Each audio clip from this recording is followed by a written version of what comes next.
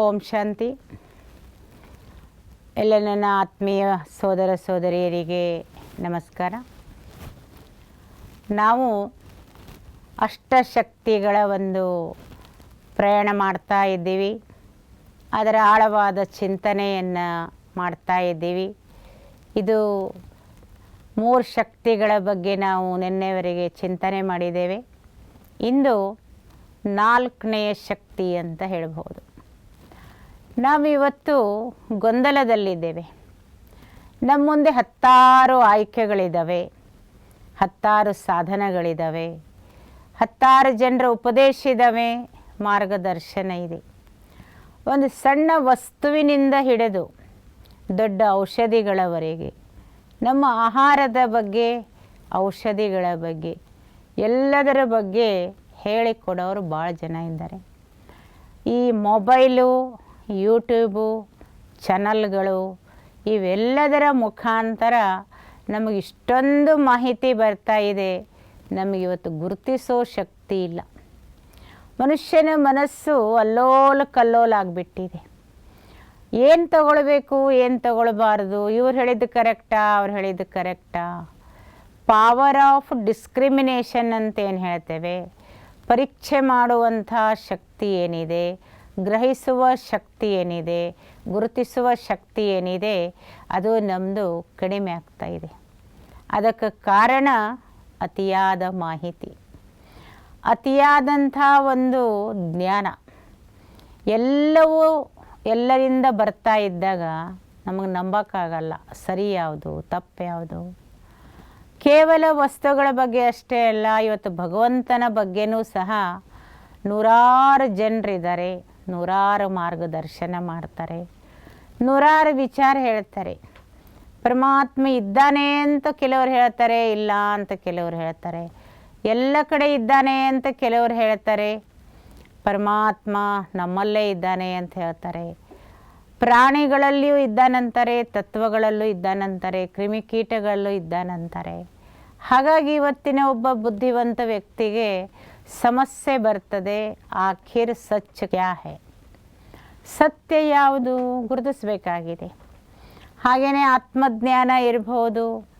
ಎಲ್ಲದರ ಬಗ್ಗೆ ಗೊಂದಲಗಳಿಗೆ ಕಾರಣ ಸತ್ಯ ಅಸತ್ಯ ಮಿಕ್ಸ್ ಆಗಿಬಿಟ್ಟಿದೆ. ಒಬ್ಬರು ಅನುಭವಿಗಳು ಹೇಳಿದರು, ಸತ್ಯ ಮತ್ತು ಸುಳ್ಳು ಎರಡು ಒಂದು ನದಿಗೆ ಸ್ನಾನಕ್ಕೆ ಹೋಗಿದ್ದು ಅಂತೆ. ವಾಪಸ್ ಬಂದಾಗ ಸುಳ್ಳು ಸತ್ಯದ ಒಂದು ಡ್ರೆಸ್ಸನ್ನು ಹಾಕ್ಕೊಂಡು ಹೋಗ್ಬಿಡುತ್ತಂತೆ. ಸತ್ಯ ಹೊರಗೆ ಬಂದು ನೋಡ್ತದೆ, ತನ್ನ ಡ್ರೆಸ್ಸೇ ಇಲ್ಲ. ಯಾರು ಹೇಳ್ತಾರೆ, ಸುಳ್ಳು ಅದನ್ನು ಹೊದಿಸಿ ಹೋಗಿಬಿಟ್ಟಿದೆ, ಸತ್ಯ ಬೆತ್ತಲೆ ಆಗಿದೆ ಅಂತ ಹೇಳ್ತಾರೆ. ಇನ್ನೊಂದು ಕಡೆ ಸತ್ಯ ಹೇಳ್ತದೆ, ನಾನು ಒಂಟಿಯಾಗಿದ್ದೇನೆ. ಸೊ ಇದರ ಅರ್ಥ ಏನು ಅಂದರೆ, ಇವತ್ತು ಸುಳ್ಳಿನ ಬೆನ್ನತ್ತಿ ಹೋಗೋರು ಭಾಳ ಜನ. ಸುಳ್ಳಿನ ಒಂದು ವೇಷ, ಕಪಟ, ನಕಲಿ, ಆರ್ಟಿಫಿಷಿಯಲ್, ಅದಕ್ಕೆ ಹೊಳಪು ಜಾಸ್ತಿ. ಹಾಗಾಗಿ ಜನ ಅದರ ಬೆನ್ನತ್ತಿ ಹೋಗ್ತಾರೆ ಹೊರತು ಸತ್ಯವನ್ನು ಗುರುತಿಸುವಂತಹ ಶಕ್ತಿ ಇಲ್ಲ. ಆದರೆ ಈಶ್ವರೀಯ ವಿಶ್ವವಿದ್ಯಾಲಯದಲ್ಲಿ ಸತ್ಯ ಜ್ಞಾನವನ್ನು ಹೇಳಿಕೊಡಲಾಗ್ತದೆ. ಯಾವುದು ಸತ್ಯ, ಯಾವುದು ಮಿಥ್ಯ. ಪರಮಾತ್ಮನ ಸತ್ಯತೆ ಬಗ್ಗೆ ರೂಪ ಇರ್ಬೋದು, ಆಕಾರ ಇರ್ಬೋದು, ಗುಣ ಇರ್ಬೋದು, ಕರ್ತವ್ಯ ಇರ್ಬೋದು, ಸತ್ಯವನ್ನು ಹೇಳಿಕೊಡ್ಲಾಗ್ತದೆ. ದೇಹ ದೇಹ ಅಂದ್ಕೊಳ್ಳುವವರಿಗೆ ನಾವು ದೇಹ ಅಲ್ಲ, ಆತ್ಮ ಸತ್ಯ, ದೇಹ ಮಿಥ್ಯ. ಶರೀರ ನಾವಲ್ಲ, ಶರೀರದಲ್ಲಿರುವಂಥ ಶಕ್ತಿ ನಾವು. ನಮಗೂ ಸಹ ಅದು ಗೊತ್ತು, ಅನುಭವಕ್ಕೆ ಬಂದಿದೆ, ಆದರೆ ನಾವು ಅದನ್ನು ನೆನಪಿಡೋದಿಲ್ಲ. ಯಾವುದೇ ಒಬ್ಬ ವ್ಯಕ್ತಿ ಮರಣ ಹೊಂದಿದಾಗ ದೇಹದ ಯಾವ ಭಾಗಗಳು ಸಹ ಚೇಂಜ್ ಆಗಲ್ಲ. ಆದರೂ ನಾವು ನೀನು ಎಲ್ಲಿ ಹೋದೆ, ಅವ್ರು ಹೋಗಬಾರ್ದಿತ್ತು, ಅವ್ರು ಹೋದರು. ಆ ಹೋದಂಥ ಒಂದು ಶಕ್ತಿ ಏನಿದೆ ಅದು ಆತ್ಮ, ಅದು ಪ್ರಾಣಶಕ್ತಿ. ಅದು ಹೋದ ಮೇಲೆ ಮನುಷ್ಯನಿಗೆ ಬೆಲೆ ಇಲ್ಲ. ಆದ್ದರಿಂದ ಆತ್ಮ ಸತ್ಯ, ಸದಾ ಇರುವಂಥದ್ದು, ಶಾಶ್ವತವಾದದ್ದು. ಹಂಗೆ ಪರಮಾತ್ಮ ಸತ್ಯ, ಗಾಡ್ ಈಸ್ ಟ್ರುತ್, ನಿರಾಕಾರ, ಜ್ಯೋತಿ ಸ್ವರೂಪ. ಜನನ ಮರಣ ಚಕ್ರದಲ್ಲಿ ಬರೋದಿಲ್ಲ, ಉಳಿದವರೆಲ್ಲ ಬರ್ತಾರೆ. ಒಂದಿನ ಹುಟ್ಟಿ ಬಂದವರು ಒಂದಿನ ಹೋಗಬೇಕು, ಸಾವು ಖಚಿತ ಅಂತ ಹೇಳ್ತೀವಿ. ಸೊ ಈ ಸತ್ಯ ಜ್ಞಾನ ಅರ್ಥಕೊಂಡಾಗ ನಮಗೆ ಒಂದು ಪರೀಕ್ಷಿಸುವ ಶಕ್ತಿ ಬರ್ತದೆ, ಪವರ್ ಆಫ್ ಡಿಸ್ಕ್ರಿಮಿನೇಷನ್.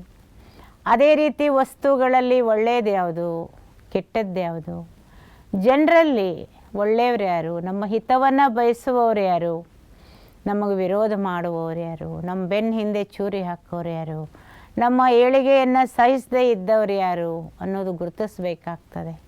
ನಾವು ಎಲ್ಲರನ್ನ ನೋಡ್ತಾ ನೋಡ್ತಾ ನಮ್ಮ ನಂಬಿಕೆ ವಿಶ್ವಾಸವನ್ನು ಕಳ್ಕೊಳ್ತಾ ಇದ್ದೀವಿ. ಎಷ್ಟರ ಮಟ್ಟಿಗೆ ನಾವು ಕಳ್ಕೊಳ್ತಾ ಇದ್ದೀವಿ ಅಂದರೆ, ನಾವಿವತ್ತು ಒಳ್ಳೆಯದನ್ನು ತಿರಸ್ಕಾರ ಮಾಡ್ತಾ ಇದ್ದೀವಿ, ಕೆಟ್ಟದ್ದನ್ನು ಸ್ವೀಕಾರ ಮಾಡ್ತಾ ಇದ್ದೀವಿ. ಅದೇ ರೀತಿ ಒಳ್ಳೆಯವರನ್ನು ಕೆಟ್ಟವರು ಅಂತೀವಿ, ಕೆಟ್ಟವರನ್ನು ಒಳ್ಳೆಯವರು ಅಂತೀವಿ. ಕಾರಣ ಏನಪ್ಪ ಅಂದರೆ, ನಮಗೆ ಗುರುತಿಸುವ ಶಕ್ತಿ ಇಲ್ಲ. ನಮ್ಮ ಹಿತವನ್ನು ಬಯಸ್ತಿರ್ತಾರೆ, ಕೆಟ್ಟ ಮಾಡಬೇಡ್ರಿ ಅಂತ ಹೇಳ್ತಿರ್ತಾರೆ, ಕಷ್ಟಪಟ್ಟು ಏನಾದರೂ ಮಾಡಿರಿ, ಸಾಧನೆ ಮಾಡಿರಿ ಅಂತ ಹೇಳ್ತಿರ್ತಾರೆ. ಅವ್ರು ನಮಗೆ ಇಷ್ಟ ಆಗಲ್ಲ. ನಾವೇನೇ ಒಂದು ಅಂತ ಇಂಥ ಕೆಟ್ಟದ್ದು ಮಾಡ್ತಾ ಟೈಮ್ ಪಾಸ್ ಮಾಡ್ತಿರ್ತೇವೆ. ಇದರ ಉದಾಹರಣೆಗೆ ಫ್ಯಾಷನ್ ಇರ್ಬೋದು, ವೇಸ್ಟ್ ಖರ್ಚು ಇರ್ಬೋದು. ಅಂಥದಕ್ಕೆ ನಮಗೆ ಪ್ರೋತ್ಸಾಹ ಕೊಡೋರೆಷ್ಟು, ಬೆನ್ನು ತಟ್ಟೋರೆಷ್ಟು. ನಾವು ಮಾಡೋದಿಲ್ಲ ಅಂದ್ರೂ ಈಗಿನ ಕಾಲಕ್ಕೆ ತಕ್ಕಂತೆ ಇರಬೇಕು, ನೀವು ಹಾಗೆ ಮಾಡಬೇಕು, ಹೀಗೆ ಮಾಡಬೇಕು ಅಂತ ನಮ್ಮನ್ನು ದಾರಿ ತಪ್ಪಿಸೋರು ಎಷ್ಟು ಜನ ಇದ್ದಾರೆ. ನಮ್ಮ ಬುದ್ಧಿ ವಿವೇಚನೆ ಇಲ್ಲ ಅಂದರೆ ಅಂಥವ್ರಿಗೆ ಒಳ್ಳೆಯವರು ಅಂತೀವಿ. ನಮಗೆ ಸರಿಯಾದ ಮಾರ್ಗದರ್ಶನ ಮಾಡೋರಿಗೆ ನಾವು ಇಷ್ಟಪಡಲ್ಲ. ಹಾಗಾಗಿ ಇವತ್ತು ನಮ್ಮ ಅನೇಕ ಕೆಲಸಗಳು ತಪ್ಪಿ ಹೋಗ್ತಾ ಇದ್ದಾವೆ, ಅವಕಾಶಗಳನ್ನು ಕಳ್ಕೊಳ್ತಾ ಇದ್ದೀವಿ. ಅಮೂಲ್ಯವಾದಂಥ ನಮ್ಮ ಜೀವನ ಅಂದರೆ ಬೇರೆ ಏನಲ್ಲ, ಸಮಯವನ್ನು ಹಾಳು ಮಾಡ್ತಾ ಇದ್ದೇವೆ. ಸಾಧನೆ ಅಲ್ಲಿಗೆ ಉಳಿತದೆ, ಅರ್ಧಕ್ಕೆ ನಿಂತು ಹೋಗ್ತದೆ. ಹಾಗೂ ಜೀವನದಲ್ಲಿ ಹತಾಶೆ ಬರ್ತದೆ, ನಿರಾಶೆ ಆಗ್ತದೆ, ಜಿಗುಪ್ಸೆ ಆಗ್ತದೆ.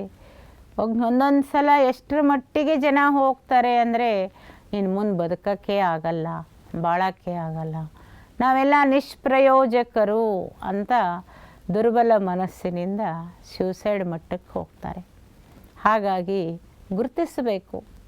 ನೂರಾರು ಹೊಳಪಿದ್ದಂಥವು ಬರ್ತವೆ, ನಾಟಕ ಮಾಡೋಂಥವ್ರು ಬರ್ತಾರೆ, ವೇಷ ಧರಿಸಿ ಬರ್ತಾರೆ.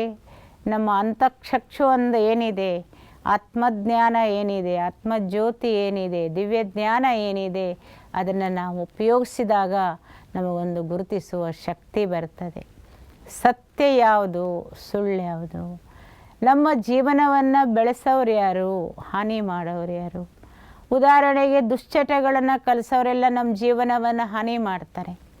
ಆ ಸಮಯದಲ್ಲಿ ಭಾಳ ಚೆನ್ನಾಗಿ ಮಾತಾಡ್ತಾರೆ. ನಾವು ಭಾಳ ಚಿಂತೆ ಇದೆ ಅಂದರೆ ಒಂದು ಸಿಗರೇಟ್ ಸೇದಿ ಬಿಡ್ರಿ, ಎಲ್ಲ ಜಗತ್ತೇ ಮರಿತೀರಿ ಅಂತಾರೆ. ಒಂದಿಷ್ಟು ಕುಡಿದು ಬಿಡ್ರಿ, ಜಗತ್ತೇ ಮರಿತೀರಿ, ಅತೀಂದ್ರಿಯ ಸುಖದಲ್ಲಿ ಇರ್ತೀರಿ, ಪರಮಾನಂದವನ್ನು ಪಡಿತೀರಿ, ಆಹಾ ಅಂತ ಅದನ್ನೆಲ್ಲ ವರ್ಣನೆ ಮಾಡ್ತಾರೆ. ಕುಡೀರಿ ಅಂತ ನಮಗೆ ಒತ್ತಾಯವಾಗಿ ತಮ್ಮ ಖರ್ಚಿನಲ್ಲಿ ಕೊಡ್ತಾರೆ. ನಾವು ಅವಿವೇಕಿಗಳಿಂದಾಗಿ ಆ ಕ್ಷಣದಲ್ಲಿ ಎಲ್ಲವನ್ನು ಬಿಟ್ಟು ಅವರ ಮಾತಿಗೆ ಮರಳಾಗ್ಬಿಡ್ತೇವೆ. ಇದು ಕೆಟ್ಟದ್ದು, ಇವರು ದಾರಿ ತಪ್ಪಿಸ್ತಾ ಇದ್ದಾರೆ, ಇದರಲ್ಲಿ ನಮ್ಮದು ಹಾನಿ ಆಗ್ತದೆ ಅಂತ ಗುರುತಿಸೋ ಶಕ್ತಿ ಬರೋದಿಲ್ಲ. ಅಂಥ ಜನ ಜಾಸ್ತಿ ಇವತ್ತು. ಅದಕ್ಕೆ ಹ್ಯಾಬಿಟ್ ಇದ್ದವ್ರ ಸಂಖ್ಯೆನೂ ಜಾಸ್ತಿ ಇರ್ತದೆ. ಎಷ್ಟರ ಮಟ್ಟಿಗೆ ಹ್ಯಾಬಿಟ್ ಅಂದರೆ, ಅದಿಲ್ಲ ಅಂದರೆ ನೀವು ಮನುಷ್ಯರಾಗಿ ಪ್ರಯೋಜನ ಇಲ್ಲ ಅಂತ ಹೇಳಿಬಿಡ್ತಾರೆ. ಹಾಗಾಗಿ ಯುವಕರಲ್ಲಿ ಹೆಚ್ಚಾಗಿ ಇಂಥ ಹ್ಯಾಬಿಟ್ ಇದ್ದವ್ರು ನಾವು ಭಾಳ ಕಾಣ್ತೀವಿ. ಒಂದು ಪ್ರಗತಿಯನ್ನು ಮಾಡಿಕೊಳ್ಳುವಂಥ, ಉನ್ನತಿಯನ್ನು ಮಾಡಿಕೊಳ್ಳುವಂಥ, ಭವಿಷ್ಯವನ್ನು ರೂಪಿಸ್ಕೊಳ್ಳುವಂಥ, ತನ್ನ ಜೊತೆಗೆ ಸಂಸಾರದವರ ಭವಿಷ್ಯ ರೂಪಿಸುವಂಥ ಒಂದು ಸಮಯದಲ್ಲಿ ಮನುಷ್ಯ ತನ್ನ ಬದುಕನ್ನು ಉನ್ನತಿಗೆ ಕರ್ಕೊಂಡು ಹೋಗದೆ ಇಂಥ ವಸ್ತುಗಳಿಗೆ ದಾಸನಾದರೆ ತನ್ನ ಜೀವನ ಹಾಳಾಗೋದರ ಬದಲು ಹತ್ತಾರು ಜನರ ಜೀವನವನ್ನು ಅವನು ಹಾಳಾಗೋದಕ್ಕೆ ಕಾರಣ ಆಗ್ತಾನೆ. ಅಂದಮೇಲೆ ಮನುಷ್ಯನಿಗೆ ಗುರುತಿಸುವ ಶಕ್ತಿ ಭಾಳ ಬೇಕು. ಬುದ್ಧಿ ಇದೆ, ವಿವೇಚನೆ ಇದೆ. ಎಲ್ಲ ಪ್ರಾಣಿಗಳಿಗಿಂತ ನಾವು ಮನುಷ್ಯರು ಬುದ್ಧಿವಂತರು. ಒಂದು ಕ್ಷಣ ನೀವು ವಿವೇಚನೆ ಉಪಯೋಗಿಸಿ ಯಾವುದರಿಂದ ಕೆಟ್ಟಾಗ್ತದೆ, ಯಾವುದರಿಂದ ಒಳ್ಳೆಯದಾಗ್ತದೆ, ಇದು ನನಗೆ ಬೇಡ ಅಂತ ನೀವು ದೃಢ ನಿರ್ಧಾರ ಮಾಡಿದರೆ ಆ ಎಲ್ಲದರಿಂದ ನೀವು ದೂರ ಆಗಿರ್ತೀರಿ. ಆ ಒಂದು ವಿವೇಚನೆ ಬರಬೇಕು ಅಂದರೆ ಜ್ಞಾನ ಬೇಕು. ಅಂತಹ ಜ್ಞಾನವನ್ನು ಈಶ್ವರೀಯ ವಿಶ್ವವಿದ್ಯಾಲಯದಲ್ಲಿ ಕೊಡ್ತಾರೆ. ಜೊತೆಗೆ ಪ್ರತಿನಿತ್ಯ ಯೋಗದ ಅಭ್ಯಾಸ ಮಾಡೋದರಿಂದ ನಮಗೆ ದಿವ್ಯ ಬುದ್ಧಿ ಬರ್ತದೆ, ನಿರ್ಣಯ ಶಕ್ತಿ ಬರ್ತದೆ. ನಾವು ಕೆಟ್ಟದರಿಂದ ದೂರ ಆಗುವಂಥ ಒಂದು ಛಲ, ಹಠ, ಆತ್ಮಬಲ, ಮನೋಬಲ ಬಂದು ನಾವೆಲ್ಲದರಿಂದ ಮುಕ್ತರಾಗೋದಕ್ಕೆ ಸಾಧ್ಯ ಆಗ್ತದೆ. ಅದಕ್ಕೆ ರಾಜಯೋಗದಿಂದ ಈ ಪವರ್ ಆಫ್ ಡಿಸ್ಕ್ರಿಮಿನೇಷನ್ ಗುರುತಿಸುವ ಶಕ್ತಿ ನಮಗೆ ಬರ್ತದೆ. ಗುರುತಿಸಿದ ಮೇಲೆ ನಾವು ಒಂದು ಹಂತದಲ್ಲಿ ಸರಿಯಾಗಿ ನಿರ್ಣಯ ತೆಗೆದುಕೊಂಡು ಜೀವನನ ರೂಪಿಸ್ಕೋಬೇಕು. ನಮ್ಮ ಮುಂದಿನ ಸಂಚಿಕೆಯಲ್ಲಿ ನಿರ್ಣಯದ ಶಕ್ತಿಯ ಬಗ್ಗೆ ನಾವು ತಿಳಿದುಕೊಳ್ತೇವೆ. ಅಲ್ಲಿವರೆಗೆ ತಮ್ಮೆಲ್ಲರಿಗೂ ನಮಸ್ತೆ.